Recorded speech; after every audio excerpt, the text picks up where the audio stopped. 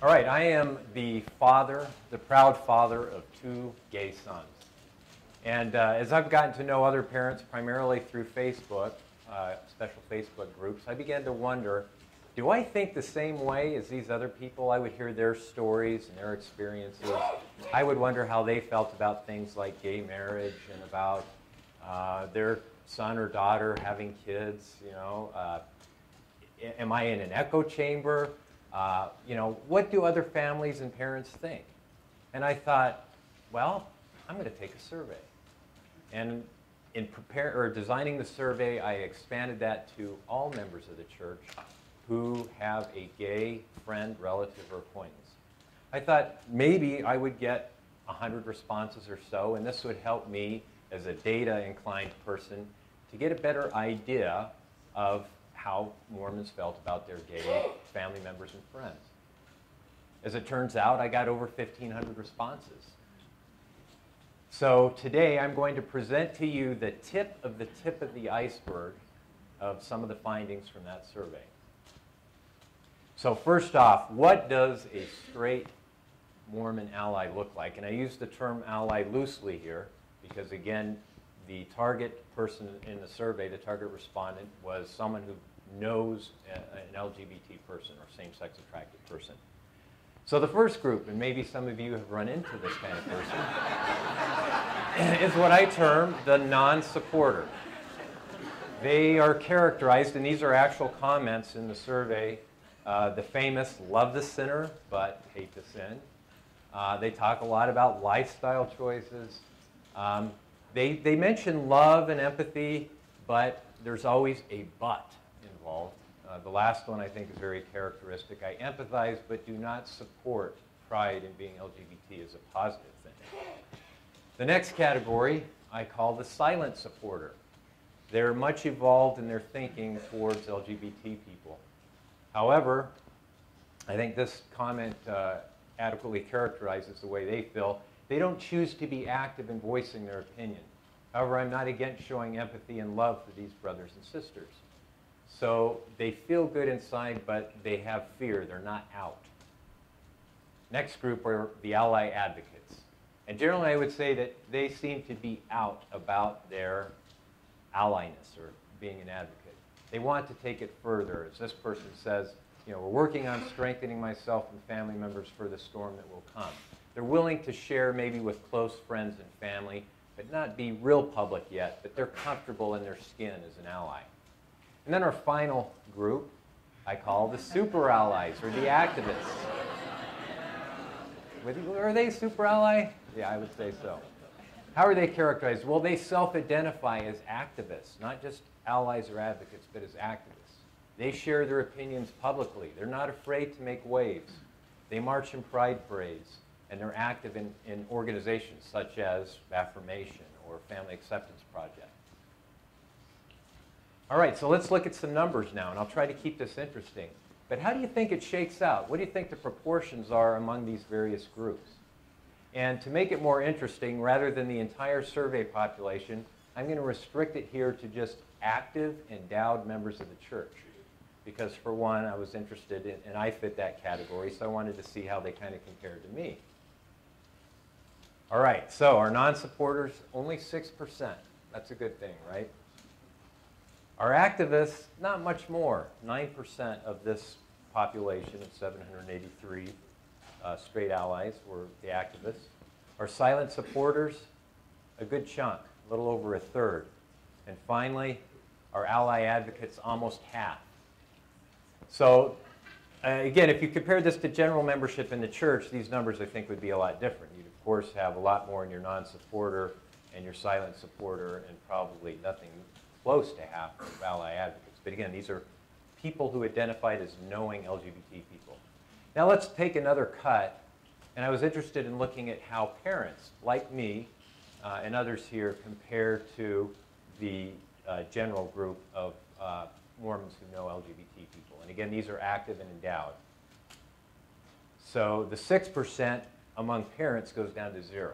So if you're a parent, there are none or no one in that non-supporter group. The activist goes up to 24%. So among us parents, almost a quarter consider ourselves activists. The silent supporters diminishes because there are more parents that are out and either activists or, in this case, a little more than half that are the ally advocate role. Okay, so next, I thought, what is it that makes someone go from the non-supporter, silent supporter to the ally advocate activist? And so I had the data to be able to analyze some correlations, and I'm not going to get into the geeky statistics or correlations, but here are the 4 primary factors or characteristics that differentiate these two groups. The first would be closeness of relationship. So that's why the parents, for instance, there was this big difference between just the general population and the parents as far as their acceptance. Conversations is very important. Being able to talk about this, that's what makes people change and understand, is when you have heart-to-heart conversations. Learning. Parents and people who have a vested interest are willing to research, to study, to talk to others. And finally, and this is very interesting, I found out that there was a significant correlation in the parental and the group that understood that pray for guidance and inspiration about their support of LGBT people versus the non-supporters don't pray at all or very little about the subject. So to emphasize the importance of communication and conversations, I'm going to show you another cut in which we analyze what I call the limited conversations group. These are people that identified as saying, I have not had substantial conversations. In fact, they identified as saying, I have had limited or no conversations with the person I know who is gay, versus those who indicated that they have good or ongoing or substantial conversations. So the limited group, 11%. Remember, the general population was 6%.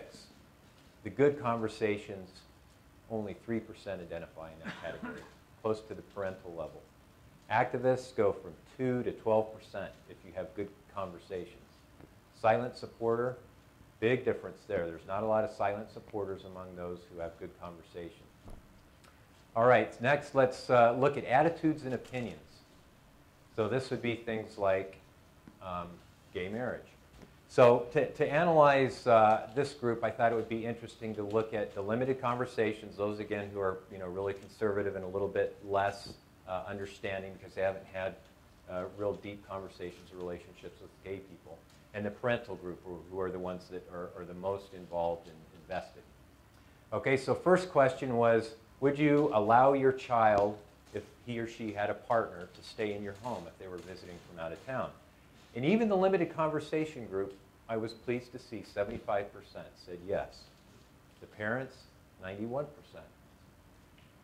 The question next, do you believe same-sex marriage is a sin in the eyes of God? 53% said yes. Now that's pretty interesting because that means that almost half do not agree with the church's position, at least with certainty. Among the parental group, only 20% indicated the church's position that same-sex marriage they believe is a sin in the eyes of God. The other answers were, no, I don't believe it's a sin, or I am unsure, or I am unsure and lean in one direction or the other. Now, it's very interesting when you say, religion aside, do you believe that gay, lesbian couples should have the legal right to marry? 42% of the conservative limited conversation group said yes. Of the parental group, 74%, the vast majority believe same-sex marriage should be a legal right. And then the legal right to adopt children, 48%, almost half of the limited conversation group, versus 79% of the parental group. Lastly, the last thing that we'll look at is experiences. And then we'll compare again the limited conversation group to the parent group.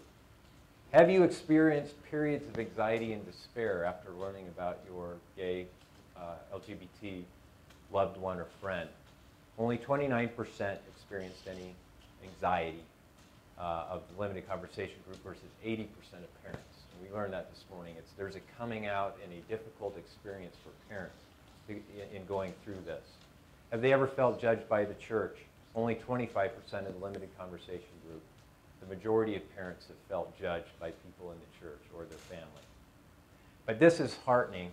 Have you found since this turmoil and struggle that you have reached a place of internal peace and reconciliation with your gay loved one or friend? With parents, it was 69%. Many are still on that journey, but I'm sure we'll reach that level given what we've seen so far. And lastly, we asked, are you a better person because you know or have a gay family member or friend? The limited conversation group, 56%, the parents, 90%. And the things that they indicated that make them a better person or how it makes them a better person, they are more Christ-like, they have an ability to love and to accept and empathize with those who are different than themselves. So what's the key takeaway from this survey? What's a final conclusion? You can be a faithful member of the church and still say, I'm a gay rights activist, and I'm a young women's president or an elders quorum president. You can say, I march in gay pride parades, and I do my home teaching and visiting teaching. You can say, I go to Affirmation conferences, and I go to the temple. You can say, I am pro-family, and therefore, I am pro-marriage equality. Lastly, you can say, I am a follower of Jesus Christ who loves his LGBT family and friends, and I'm a Mormon. Thank you.